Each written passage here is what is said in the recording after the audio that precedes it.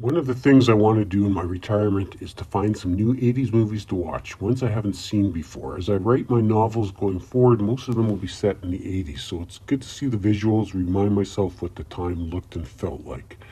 But I also want to recommend to you, my Gen X viewers, whether some movies you can find on YouTube for free are worth your time.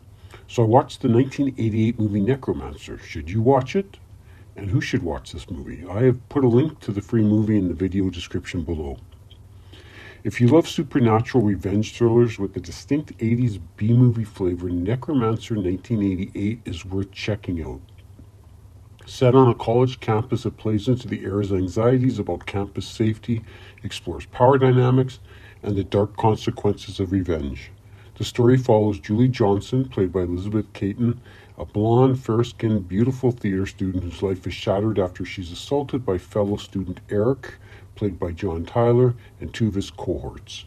Eric is the privileged ringleader. There's also a very strange character who appears in the movie by the name of Ernest, who seems obsessed with the occult and with the necromancer, yet he decides to help out our heroine, Julie. With no justice available through conventional means, Julie turns to her best friend Frida, who leads her to a mysterious sorceress known only as the Necromancer, or Necromancer. The dark-haired, gypsy-skinned witch helps Julie summon a malevolent force to exact her revenge. As the body count rises, Julie realizes she's unleashed something far more dangerous than she ever intended. Clocking in at just 88 minutes, Necromancer doesn't waste time. It jumps straight into the action and keeps up a brisk pace with a mix of story, horror, and camp. A subplot about Julie's affair with her married professor adds moral complexity to the plot.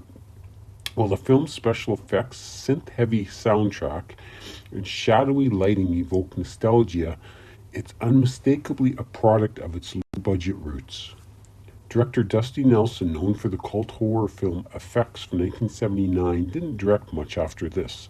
Similarly, many of the actors, including John Tyler and Lois Maston Ewing, who played the Necromancer, had extremely limited film careers. It really feels like it could have been someone's college film project.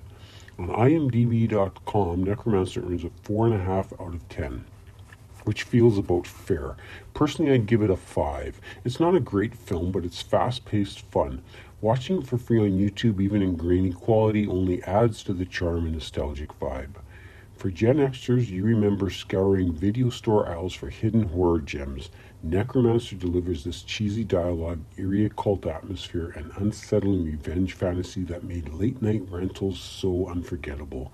Most importantly, it seeps with 1980s aesthetic, looking like the last vestiges of the Miami Vice generation who are blissfully unaware that in only a few short years the self-deprecating, flannel shirt-wearing grungers will be taking over pop culture.